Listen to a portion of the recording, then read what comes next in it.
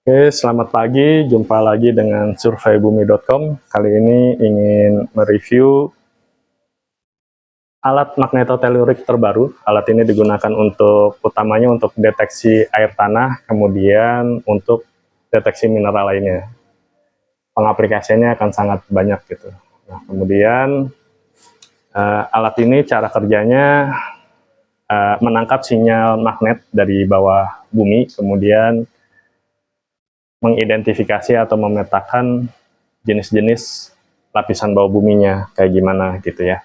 Ada yang lapisan clay atau pasir atau batu andesit dan lain sebagainya, itu bisa kelihatan dengan alat ini. Jadi kita ketahui bersama bahwa setiap lapisan jenis batuan bawah bumi itu memancarkan sinyal magnet ya, macam-macam gitu.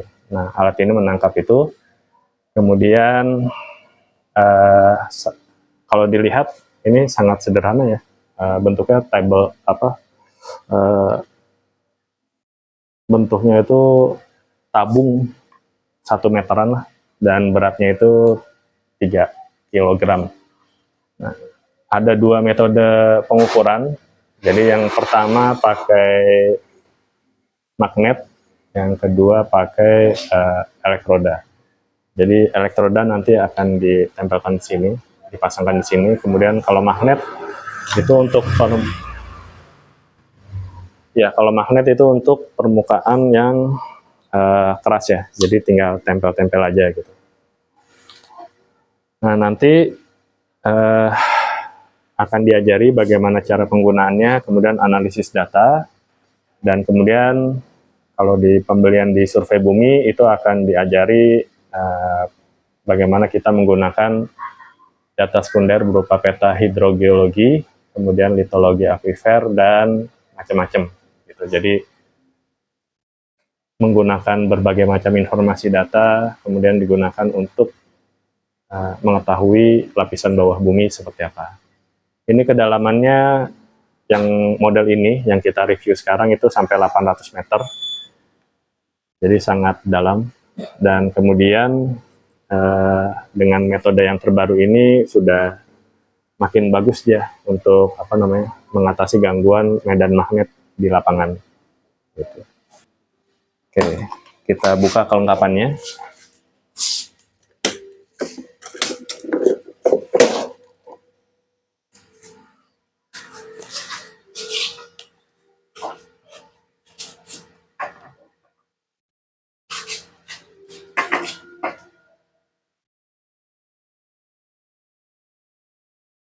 Oke, di sini kelengkapannya ada dapat HP ya, satu Android.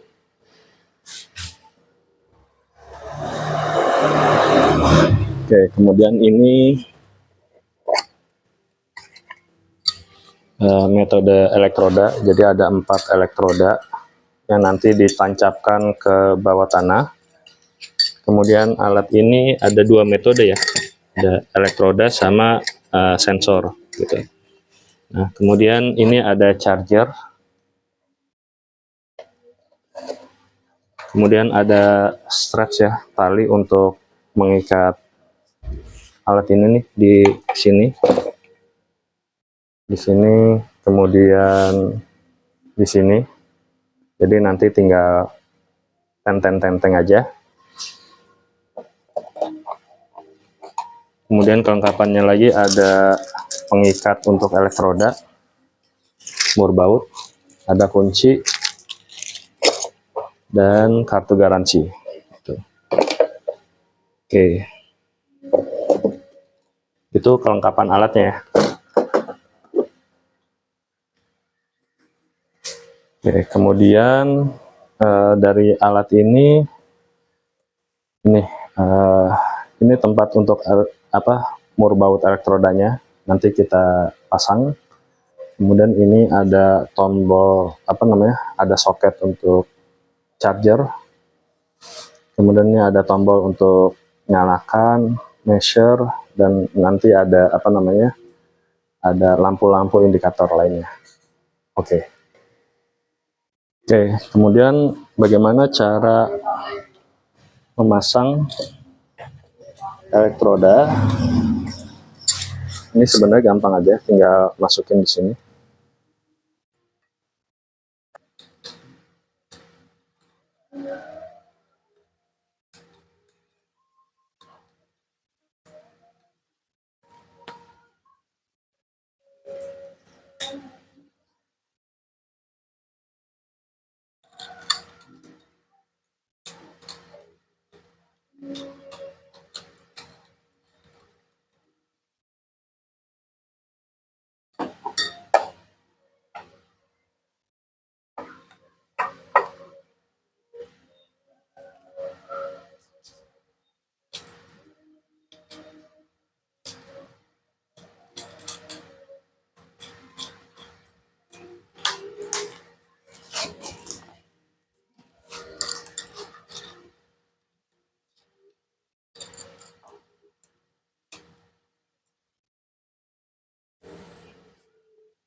Ini satu lagi.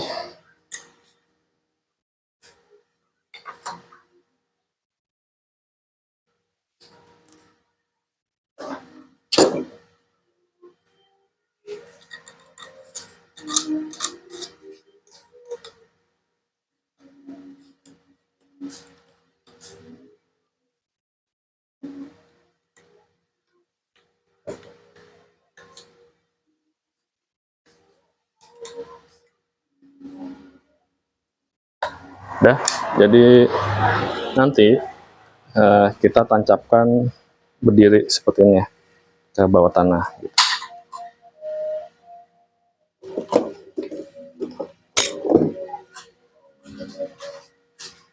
Gitu. Nah, kemudian ini ada tombol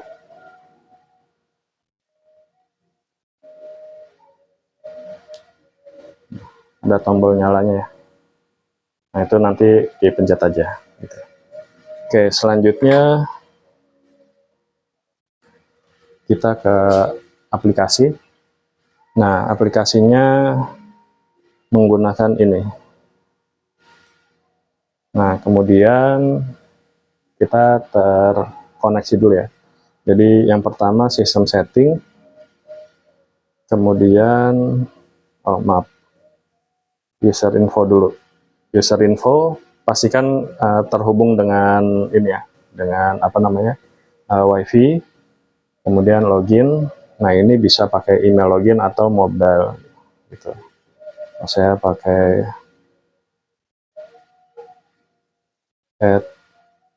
@gmail. Oke, kemudian diklik yang I have read and agreed, kemudian get password. Nah, ini nah tuh, the login password has been sent. Jadi kodenya ada di apa namanya, ada di aplikasi ya, di Gmail, emailnya. Oke, kemudian masukkan ke sini untuk apa namanya, kode yang sudah didapat. Oke, ini udah masuk ya, tuh, udah masuk. Nah, kemudian yang kita lakukan selanjutnya adalah mengkonekkan alat ini dengan apa namanya, aplikasi. Caranya kita pencet yang lama nih. Kita pencet yang lama.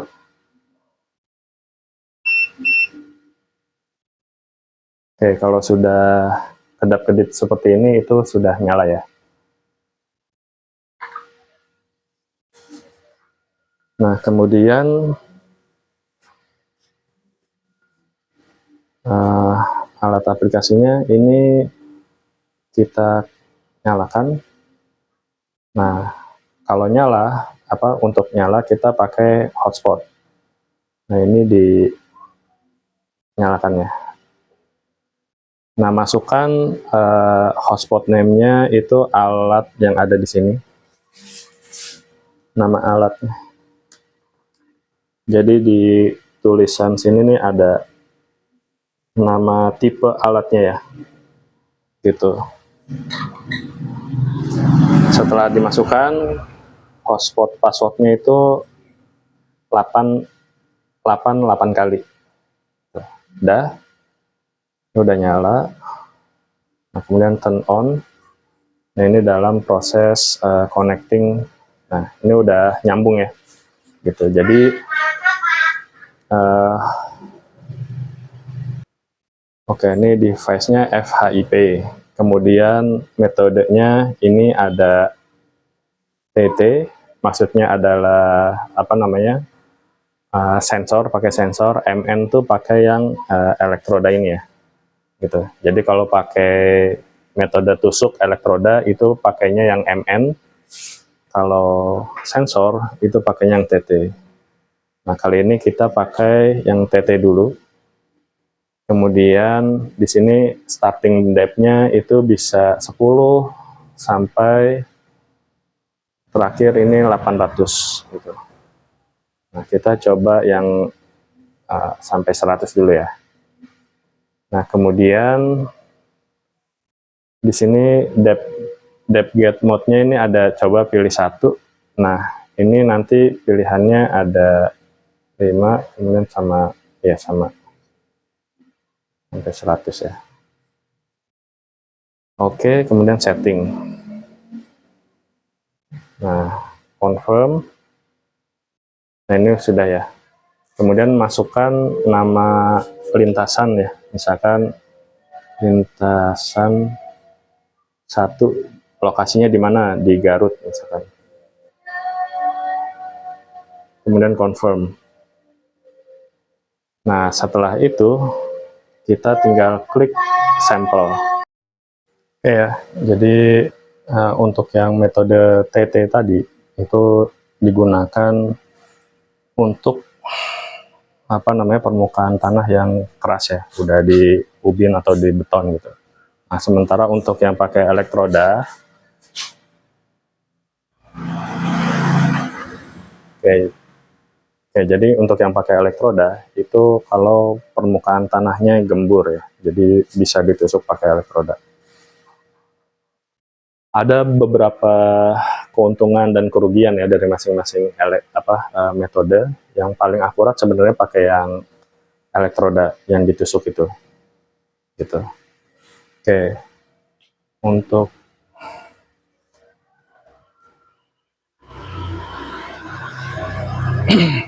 untuk awalan, jadi ini ya, kita klik sampel. Ini artinya sudah melakukan pengukuran tuh. Estimated sampling time 140 detik ya. Oke, lakukan ini ketika sudah selesai, misalkan nanti pengukuran, kemudian klik sampel lagi, digeser ya, digeser sampai 10 kali geser nih alatnya, gitu. Nah, jaraknya itu 2-5 meter sekali gesernya, dan banyaknya geser itu 10 kali geser, gitu ya.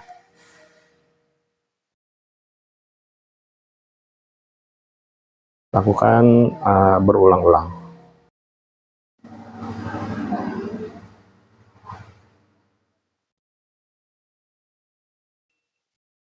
Setelah ada bunyi beep, nah itu tandanya udah selesai pengukuran di titik pertama.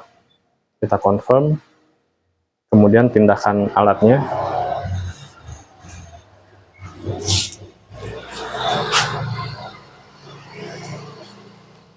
Asumsikan ini 2 meter ya, atau 5 meter ya.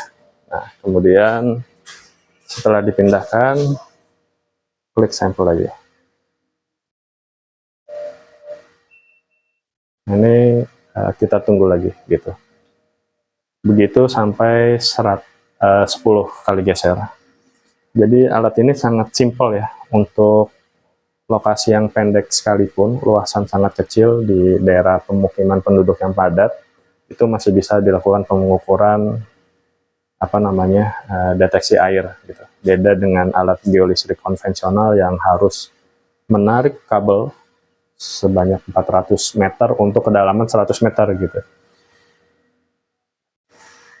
Oke, jadi sangat efisien dan ini bisa satu orang aja yang mengoperasikan dan hanya menggunakan HP ini sebagai perantara untuk analisis hasil nanti dan langsung on the spot ya, nggak perlu catat-catat angka dan lain sebagainya.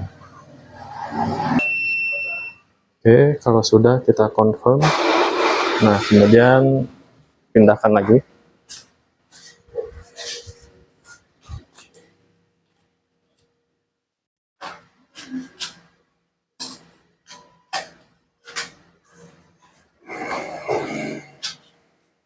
Oke, klik sampel lagi. Nah, begitu seterusnya sampai 10 kali geser.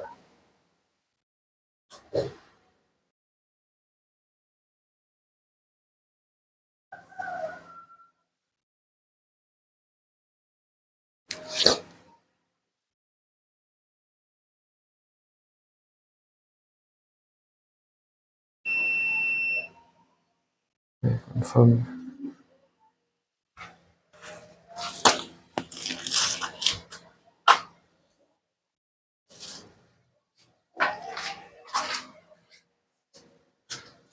Dengan sampel lagi.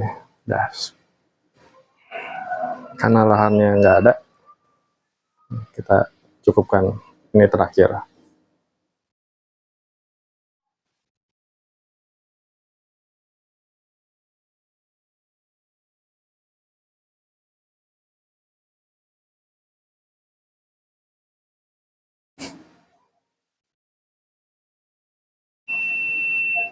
Oke, confirm. Oke, selanjutnya kita pindahin alat dulu.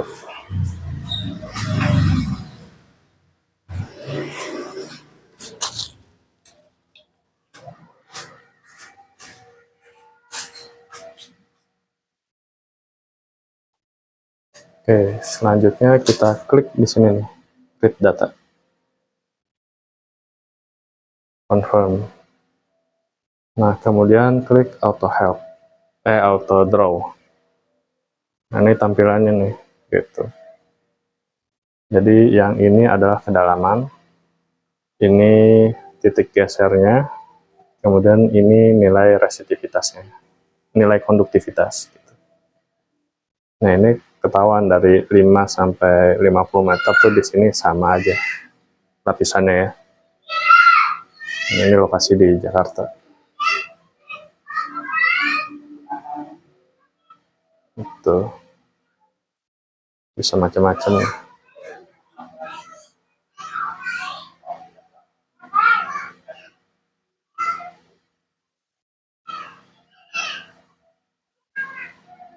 Oke, kemudian selanjutnya kita sebenarnya bisa ke data processing dulu. Kemudian nanti ya kalau terhubung dengan internet, bentar, kita wifi-nya nyalain dulu.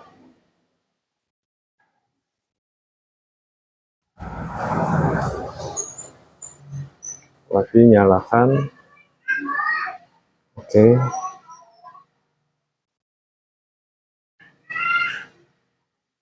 Nah, kemudian balik lagi. Nah, ini setelah terhubung dengan internet kita download ya.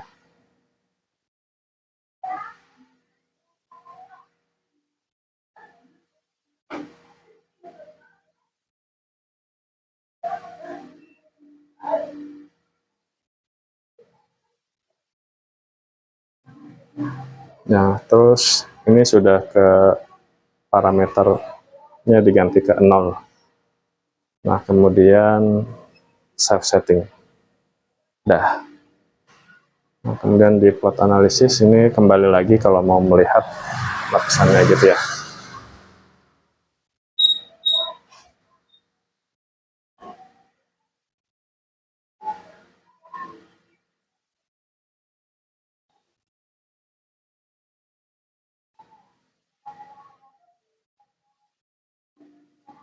Oke, kemudian apalagi yang perlu ini bisa di restore.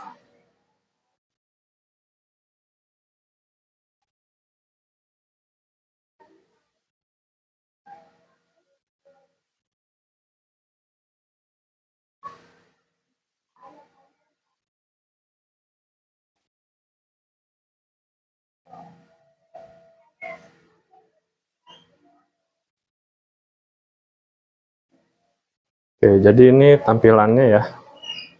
Tampilannya ini ada 2D, ada 3D, tapi saya selalu pakai yang 2D gitu. Nah, ini konduktivitas.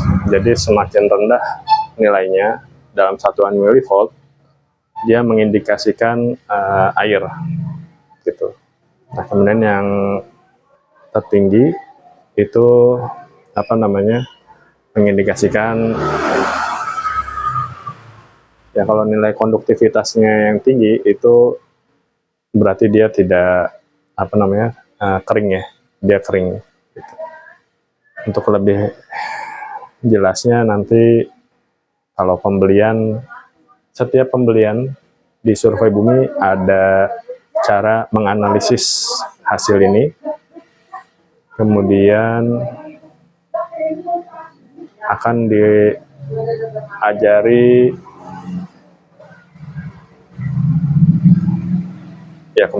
diajari bagaimana kita mendapatkan peta hidrogeologi, peta litologi. Jadi bukan hanya hasil dari alat alat magnetotelurik ini aja gitu, tapi pakai data-data sekunder untuk meminimalisir resiko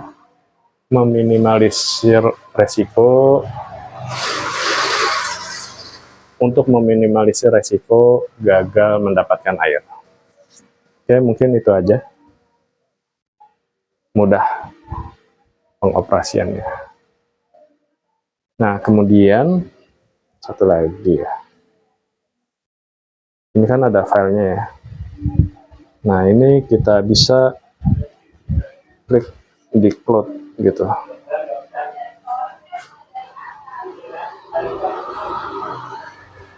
Nah, ini bisa di-share juga tuh ke mana, ke HP yang lain gitu. Nah, ini bisa backup. Nah, ini berarti sudah terbackup. Jadi nanti kalau HP ini rusak, kemudian kita pindah HP, datanya masih tetap ada.